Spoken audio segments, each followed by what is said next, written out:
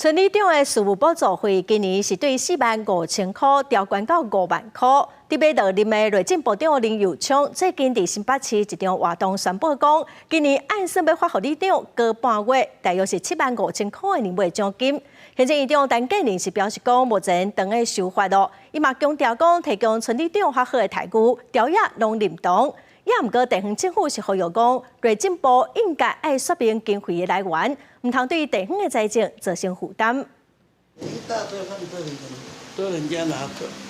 要到位的母亲节定义活动，电话阁是24点钟一直咧卡，协助在地居民处理生活大大小小代志。北州里长为早起分到暗时，暗过每个月无薪水，只有事务补助费，今年才费4万块起到5万，暗过。要下进的内政部长林佑昌最近伫新北市参加活动时阵宣布，规划加发予里长年终1.5个月，差不多7万块。消息马上伫各大里长群组传开。比如说，我们带你们去自强活动，中午餐你没有3000块吃不起来，能够多给我们一些帮忙，我想很多里长都会觉得双手赞成。里长乐观其成。因为对本来经费真少的里建设有点补助，内政部指出，林佑昌讲的是修法方向，已经有补助条例修正草案上这个礼拜四行政议会来讨论。为我们的村里长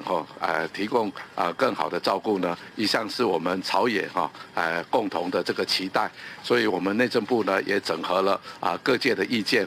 现在在进行相关的规范的这个修法当中。陈建仁正是修法进行当中，表示希望提供村里长有更较好的照顾，还为民众提供更较好的服务。不过根据计算，目前全台22县市有6608个村里长，每一个加发7万块年终慰问金，每年需要增加4亿9560万的支出。